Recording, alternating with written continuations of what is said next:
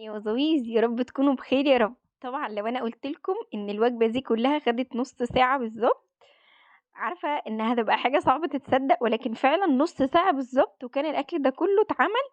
وجبه سهله وسريعه وما خدتش وقت.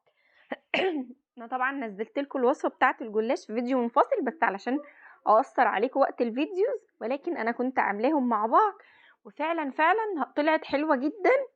طلعت لطيفه، ما خدتش وقت، والفراخ كانت مستويه كويس قوي، والتتبيله بتاعتها اللي احنا كنا عاملينها المنقذه كده مع بعض في فيديو تفريزات.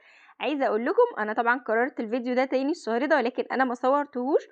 فبنفس الطريقه نفس الحاجات عملتها، ان شاء الله الشهر اللي جاي ده هعمل معاكم حاجات بطريقه مختلفه للتفريزات. دلوقتي انا طلعت الدبابيس بتاعتي، حطيت عليها نص كوبايه ميه ومعلقه كبيره دقيق بتتبيلتها زي ما هي، احنا بس سيبناها تفك من التلج.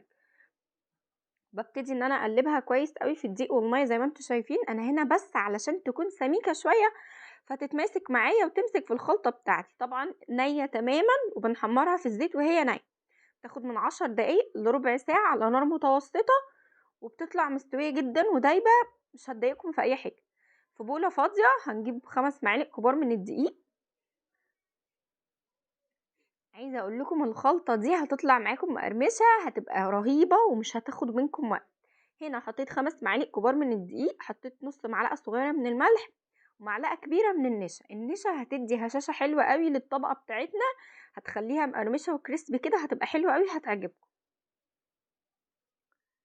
طبعا الملح ده حاجه نسبيه، تقدروا تزودوا او تقللوا، ولكن بالنسبه للخمس معالق فنص معلقه هتبقى حلوه كويس قوي. هنحط رشه صغيره بس من السكر للطعم، هنحط ملح، فلفل اسود، كمون، بابريكا، توم باودر، وكزبرة وكاري وكركم. من كل حاجة او من كل نوع توابل ربع معلقة صغيرة على مقدار الخمس معالق دقيق، سوري، هيبقى مظبوط قوي.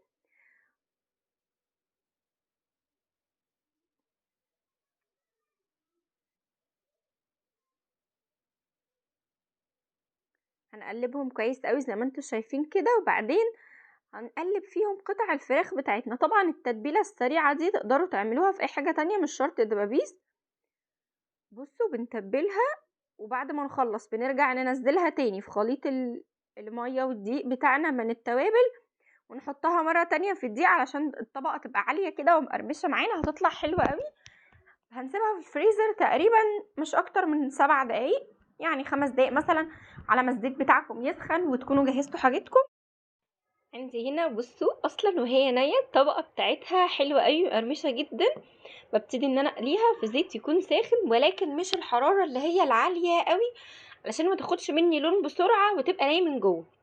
ببتدي ان انا اسيبها مجرد ما بتاخد لون بسيط خالص او بتبقى لونها ابيض كده شويه. بصوا عامله ازاي، يا دوب اخدت لون خفيف خالص. ببتدي ان انا اقلبها، وبعدين بفضل 5 دقايق هنا و5 دقايق هنا، بتاخد بالظبط 12 دقيقه ودقيقتين تقليب. على الجنب التاني انا حمرت مكرونه، حطيت لها معلقه صلصه، جزر مبشوره، مرقه ماجي، ملح وفلفل اسود، وحمرتها عادي جدا بالشوربه. عايزه اقول لكم بتبقى حلوه قوي. هنا الزيت كان بيطير بس بيضايقني شويه. هتطلع معاكم حلوه جدا. المكرونه هتتاكل قبل الفراخ، عايزه اقول لكم مش بتاخد وقت حرفيا، طلعت خطيره. قدمتها كده مع الجلاش والمكرونه بتاعتي، كانت قمر جدا. هتبقى سهله وسريعه وهتسد معاكم، هتبقى وجبه كامله، مش هتهلك منكم وقت ولا مجهود كتير. وهتطلع معاكم بالجمال اللي انتوا شايفينه ده. لايك وشير بقى يا حلوين لو عجبكم الفيديو. صحوا هنا.